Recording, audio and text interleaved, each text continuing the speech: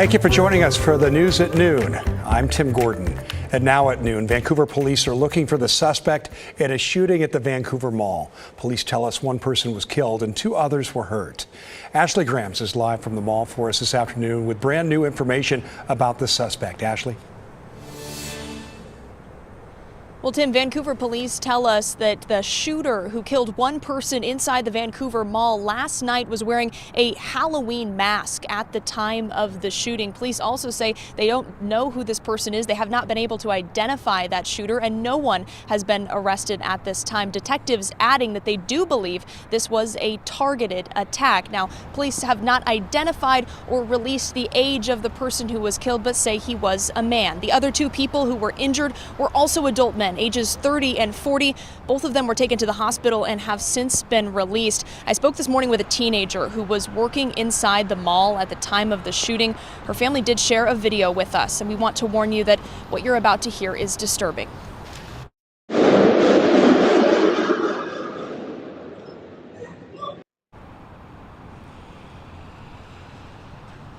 Now, what you're seeing is the moment shots ring out there, and then that teenage employee locks the doors, then unlocks them for people who are looking for somewhere safe to go. We also talked with her mom, who tells us she is so thankful that her daughter acted quickly to help get those people inside the mall. Now, as for the Vancouver Mall, at this point it is still closed, though we did talk with a security guard who told us the mall would be reopening at 3 o'clock this afternoon. Though if you were here last night and you left some belongings behind, you are able to come back and get those belongings today. Just connect with mall security. Tim?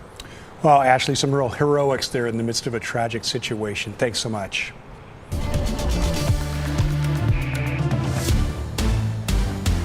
You're taking a live look now from our Timberline Skycam, and wow, it's hard to see the lodge right now. The snow is flying, and it has been.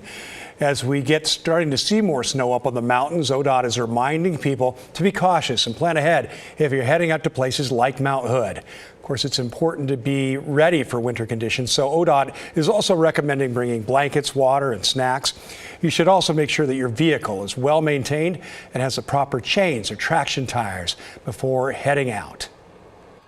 With these kinds of conditions, you're required to carry chains with you through snow zones. Even if you don't need to use them, you're required to at least take them. ODOT also says to look at tripcheck.com for the latest road conditions. And another excellent resource is meteorologist Rod Hill. Rod, a lot of snow all of a sudden in the Cascades, huh? Yeah, you know, it's the first day of November, right? And the numbers are very, very impressive. So Timberline, 26 inches on the ground. That's what you would shovel through if you were up there. 14 inches in the past 24 hours. And Meadows even more in terms of recent snow, 18. And that's what they have on the ground. Even Ski Bowl on their front slope, 8's on the ground. And down at Bachelor, not missing out, 14 on the ground, 11 inches in the past 24 hours. And we have basically a winter weather advisory in white and winter storm warnings here in the purplish tones up through 5 o'clock this afternoon as snow continues to fall. Now, for travelers, the news isn't that bad. I mean, the lodge, okay, that's a big time winter. It's warmed up a little bit. It's in 30 degrees right now, but here's the good news for travelers. It's 36 at Government Camp. Remember the snow level today, a little bit higher than yesterday. It's sitting at around 4,500 feet. So Government Camp is just wet. Santiam is just wet, and Willamette Pass is just wet. The showers that we have out there right now, it was steady rain, but look how everything is breaking up.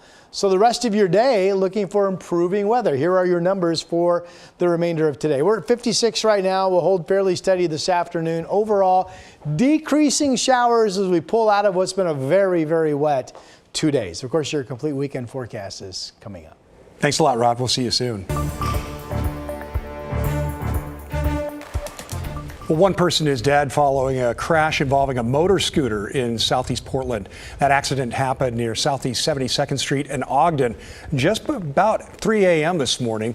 Portland police arrived to find a motor scooter down and the rider dead in the street. They believe the scooter was the only vehicle involved.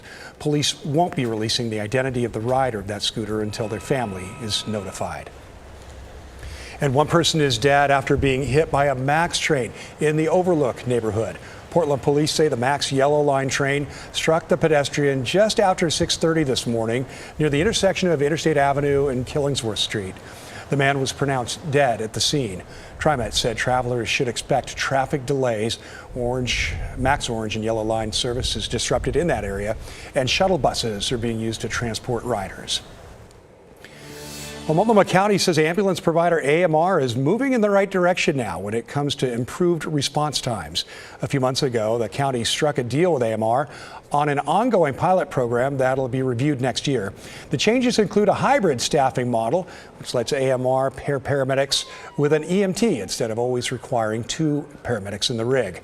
The goal is to make more ambulances available for emergency calls.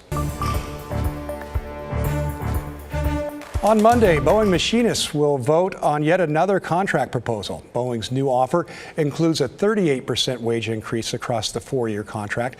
That's up from 35% Boeing was offering in the previous offer. It also has an improved ratification bonus of $12,000, up from $7,000, and the offer has an increased 401k contribution match. If this offer is accepted, Boeing says the average machinist would be paid more than $119,000 annually. Boeing leaders, however, have said they will not bring back pensions, arguing it's too expensive and no longer a necessity.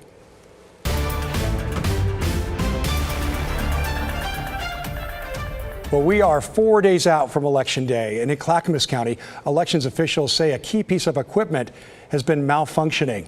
This is the machine in question, the mail ballot sorter, which has been having mechanical issues since last week.